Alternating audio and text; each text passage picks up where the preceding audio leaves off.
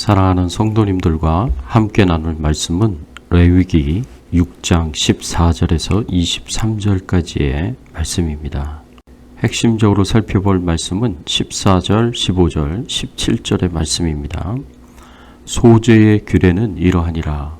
아론의 자손은 그것을 제단 앞 여호와 앞에 들이되 그 소제의 고운 가루 한 움큼과 기름과 소제물 위에 유향을 다 가져다가 기념물로 제단 위에서 불살라 여호와 앞에 향기로운 냄새가 되게 하고 그것에 누룩을 넣어 굽지 말라. 오늘 말씀을 통해서 우리가 생각해 봐야 할 주제는 우리가 어떻게 하나님께 진실된 감사와 존경을 표시할 수 있는가입니다. 우리가 진실로 하나님께 감사하고 있고 존경하고 있음을, 사랑하고 있음을, 하나님께 우리 인생을 드리며 헌신하고 있음을 우리의 진실된 마음을 어떻게 표현할 수 있겠습니까? 하나님께서 가르쳐 주신 방법은 소제를 하나님께 드리는 것입니다. 우리가 어떻게 하나님께 진실된 감사와 존경을 표시할 수 있겠습니까? 우리는 감사함으로 자발적인 선물을 드리고 육신의 편안함과 안락함을 멀리하고 성령 충만과 순종의 삶을 드려야 합니다. 우리는 하나님께 감사와 존경을 표시하기 위해 감사함으로 자발적으로 선물을 드려야 합니다. 이스라엘 백성들은 자발적으로 소제를 드렸습니다.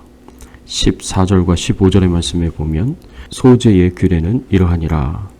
아론의 자손은 그것을 제단 앞 여호와 앞에 들이되 그 소제의 고운 가루 한 움큼과 기름과 소제물 위에 유향을 다 가져다가 기념물로 제단 위에 불살라 여호와 앞에 향기로운 냄새가 되게 하고.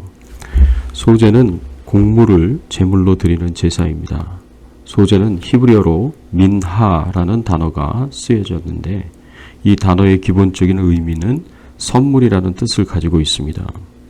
소제는 일반적으로 하나님을 향한 감사와 존경과 사랑과 충성과 헌신의 표현으로 하나님께 드리는 선물이었습니다. 이것은 마치 동방박사가 유대인의 왕으로 태어나신 아기 예수님께 존경과 사랑과 헌신의 표현으로 유향과 모략과 황금을 선물로 바쳤던 것처럼 하나님께 우리의 존경과 사랑과 헌신을 표현하는 선물로 소제를 드립니다. 물론 소제는 가난한 사람들을 위해서 동물 제사 대신에 곡물로 드리는 제사였습니다. 그렇기 때문에 이 경우에는 동물 제물이 갖고 있는 대속의 의미를 가졌습니다. 그렇지만 속죄의 의미로 드리는 소제를 제외하고는 하나님께 대한 감사와 존경과 사랑과 헌신의 의미로 이것을 하나님께 자발적으로 표현하는 선물로 드려졌습니다. 그리고 소제를 드릴 때에 하나님께 드리는 곡물의 아주 소량의 부분만 제단 위에서 불살라 하나님께 드렸습니다. 그리고 고운 가루 한 움큼과 기름과 유향을 가져다가 제단 위에 불살랐는데 기념물로 하나님께 불살라 드리라고 하였습니다. 이것은 하나님을 기억하며 하나님께 소제를 드리라는 말씀입니다. 하나님이 어떤 분이십니까? 15절의 말씀에 보면 소제의 제물을 가져다가 기념물로 제단 위에 불살라 여호와 앞에 향기로운 냄새가 되게 하라고 말씀하셨습니다. 하나님은 어떤 분이십니까? 여호와 하나님이십니다. 여호와 하나님이 어떤 분이십니까? 여호와 하나님은 야훼의 하나님으로 언약의 하나님이십니다. 하나님께서 언약의 당사자로서 하나님의 백성들을 늘 인도하고 돌보시고 축복하시는 언약의 하나님이십니다.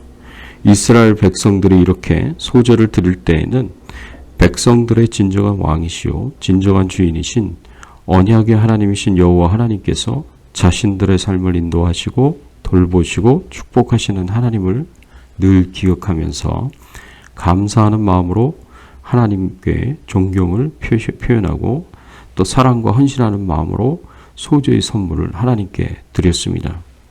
하나님께서는 우리의 인생을 인도하시고 돌보시고 축복하십니다.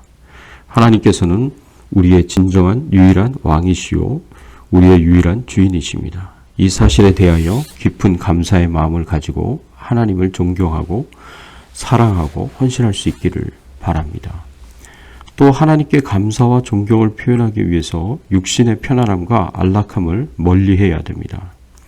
소재의 고운 가루에는 누룩도 넣지 말고 꿀도 넣지 말아야 합니다.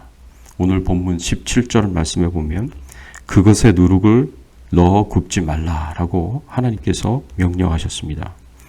또 레위기 2장 11절의 말씀에 보면 너희가 여호와께 드리는 모든 소제물에는 누룩을 넣지 말지니 너희가 누룩이나 꿀을 여호와께 화제로 드려 사르지 못할지니라 하셨습니다.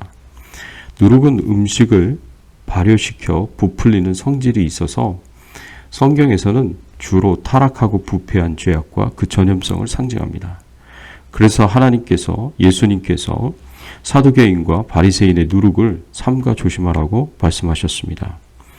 하나님께 제물로 드리는 소재의 부드러운 곡식 가루에는 절대로 누룩을 넣어서 하나님께 드리지 말아야 합니다.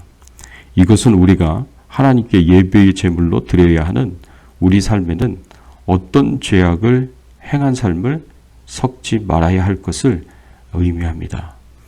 또한 꿀을 섞지 말라고 하셨습니다. 여기서 꿀은 무엇을 상징할까요? 꿀은 육신의 편안함과 안락함 그리고 세상의 쾌락을 상징합니다.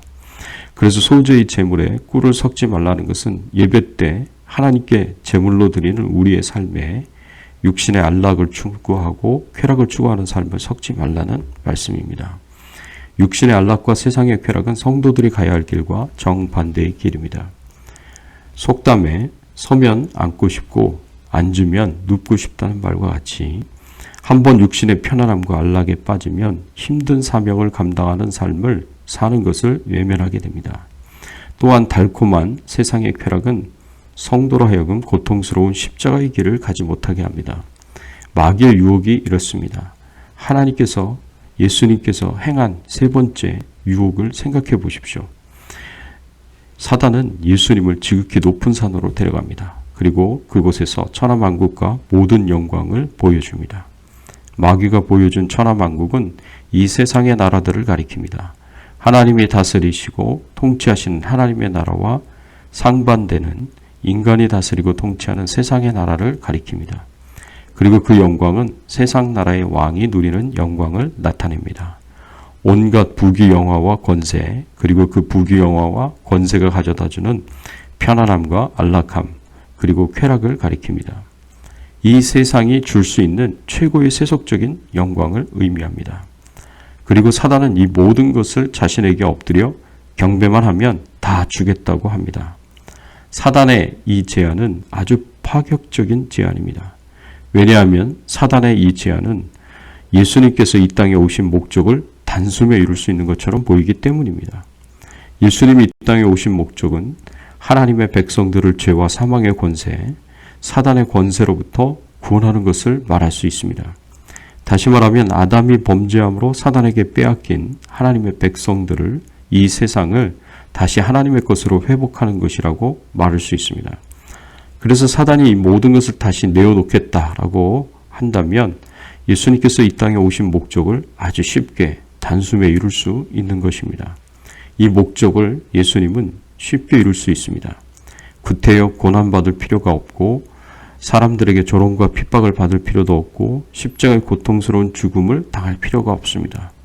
예수님이 이 땅에 오신 목적을 이루는 가장 쉽고 편안한 길은 사단의 제안을 받아들이는 길이었습니다. 이런 측면에서 볼 때 사단의 제안은 아주 파격적인 것입니다. 쉽고 편안한 길입니다. 안락한 길입니다. 누구나 다 쉽고 평안한 길을 추구합니다. 안락한 길을 추구합니다. 그렇지 않습니까? 그러나 이것은 하나님의 뜻에 어긋나는 길입니다. 하나님이 정하신 길이 아닙니다. 예수님께서 십자가에서 극심한 고통과 죽음을 통하여 죄값을 치르는 것이, 그래서 죄를 반드시 심판하시는 하나님의 거룩과 의로우심을 성취하는 것이 하나님이 세우신 뜻입니다. 예수님이 창에 찔리고 가시 면류관에 찔리고 상하는 것이, 채찍에 맞아서 고통당하는 것이, 그래서 결국 십자가에서 우리의 죄악을 지시고 죽음을 당하시는 것이 하나님의 뜻입니다. 하나님 아버지께서 예수님께 원하셨던 것은 아주 철저하게 남김없이 부족함 없이 우리의 죄값을 치르시는 것이었습니다. 죄값을 치르는 것이 없이는 죄 용서도 구원도 없기 때문입니다. 피 흘림이 없이는 죄사함도 없다. 이것이 한결같이 구약에서부터 하나님께서 가르치신 말씀입니다. 죄를 싫어하시고 용납하지 않으시는 하나님의 거룩하심과 죄를 반드시 멸하시고 심판하시는 하나님의 의로우심 때문에 반드시 죄사함을 받으려면 피 흘림, 즉 죽음 또는 생명을 바치는 것이 있어야 합니다. 그런데 사단이 제시하는 이런 편안함과 안락함과 세속적인 영광에는 피 흘림이 없습니다. 죄사함이 없습니다.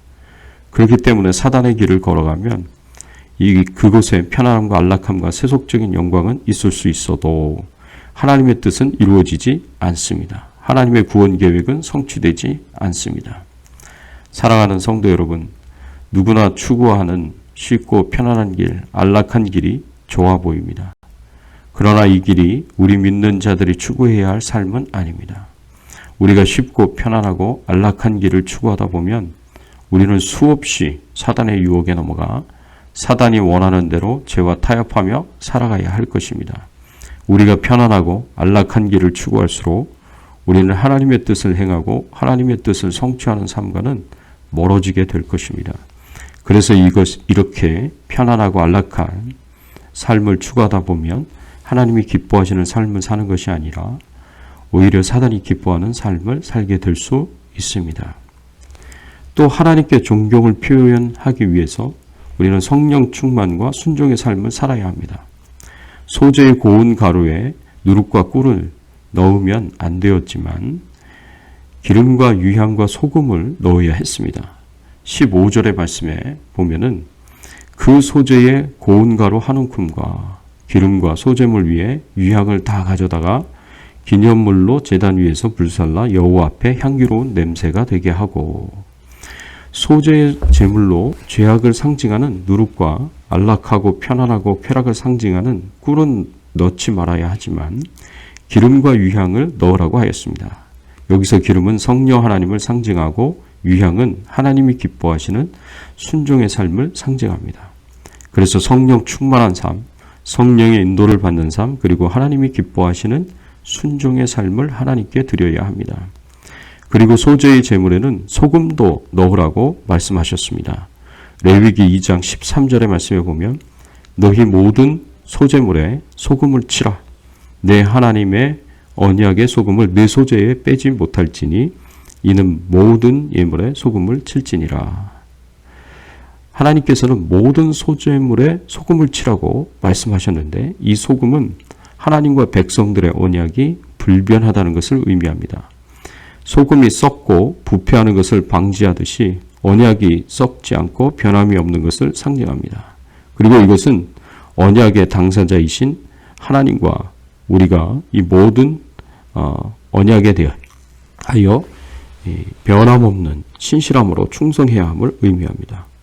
문제는 우리입니다. 하나님은 항상 변함없이 언약에 충실하시며 신실하시지만 우리는 늘 하나님을 멀리하고 말씀을 멀리하고 하나님을 충성스럽게 신실하게 섬기지 못할 때가 많습니다.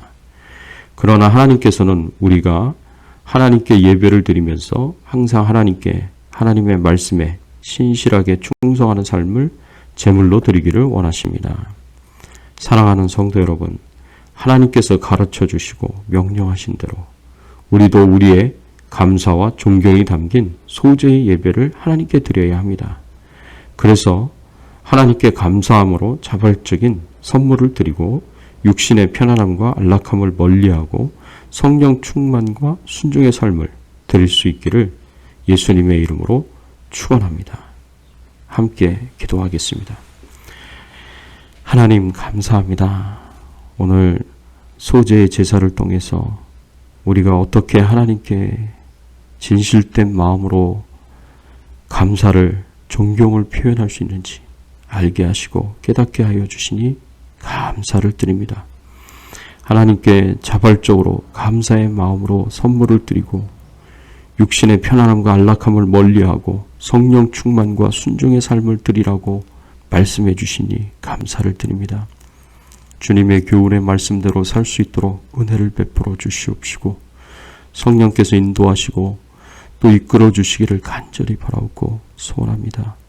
하나님, 저희들의 삶을 주장하시고 축복하시고 은혜 주시고 오늘 하루도 동행하시며 또 인도하여 주시기를 간절히 소원하옵고 모든 영광과 존귀와 찬송을 하나님 앞에 돌리며 우리의 왕 되시고 주인 되신 예수 그리스도의 이름으로 간절히 기도드리옵나이다. 아멘.